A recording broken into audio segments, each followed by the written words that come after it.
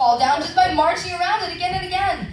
And Gideon beat this army with just trumpets and pitchers and 300 men. Then Ruth went back to Judah so as to fall in love with Boaz. David killed Goliath with just a stone and a sling. Before you know it, he was king. When Esther became queen, she saved the Jews with the help of her uncle Mordecai. Job got a terrible case of the blues when he lost his family's help for years. But he sure was one faithful guy. Psalms is a collection of songs and poems, just like this. Proverbs is a collection of adages, so wise you don't want to miss. Then Daniel was thrown to the lions. And Jonah was thrown to the sea. Oh my gosh.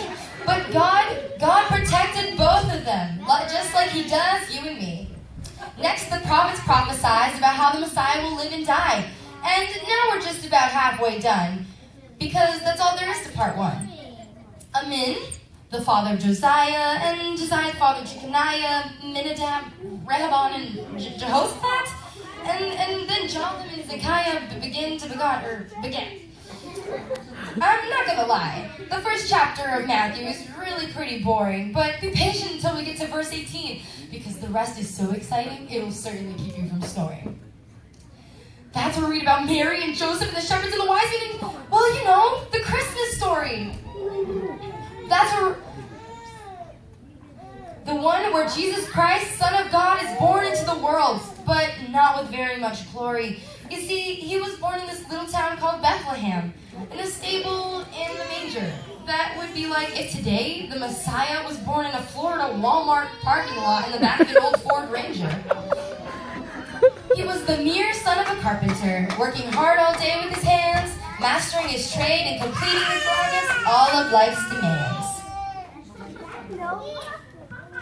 He didn't have many luxuries. In fact, it was he himself who said, "The Son of Man has no place to lay his head." That's right. He was God in human form, and he didn't even have his own bed. But anyway, from birth to 30, not much about him is known except for teaching at 12. The real action takes place when he is grown. He was baptized by John the Baptist, and tempted just like you and I. But of course, the devil was defeated. Nice try, Mr. Sly. Then Jesus set off to gather disciples. His posse, if you will. They left their nets and followed him and set out to preach goodwill and heal the ill. In Matthew chapter 5, you read the Sermon on the Mount. Jesus starts by blessing the persecuted, humble, and meek. It's full of radical revolutionary stuff like, let your yes be yes and your no be no, and to turn the other cheek. Jesus continued teaching to be humble and to pray, and to stroke your judges in heaven where you can be sure he'll stay. Then he said, don't worry about what you'll eat, drink, or wear. Does the Lord your God not care even for the birds in the air? Then he calmed the sea and made the demons flee.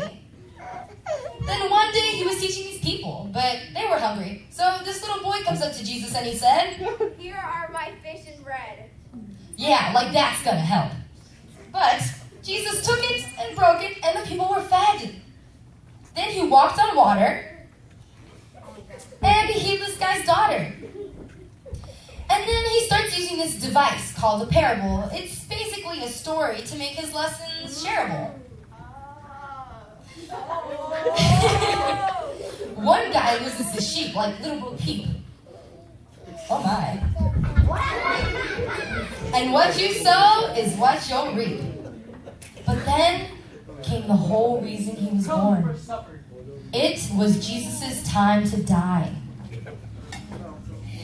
He had a Last Supper of bread and wine with the disciples to say goodbye. And then Jesus went to the Garden of Gethsemane to pray. Judas pointed him out, and the soldiers took him away. They took him to Pilate and publicly tried him. They asked Peter if he knew, and 3 times he denied him. Father, forgive them, for they know not what they do. And just like he forgave them, he forgives me and you. Father, why have you forsaken me? He was forsaken to pay for our sins and set us free. They mocked him, saying, "If you're the Son of God, come on down." They even strung together thorns to make him a crown. The soldiers gathered and cast lots for his clothes. They stuck spears in his side to make him bleed. He died and was buried. But after 3 days, he's alive! He's risen!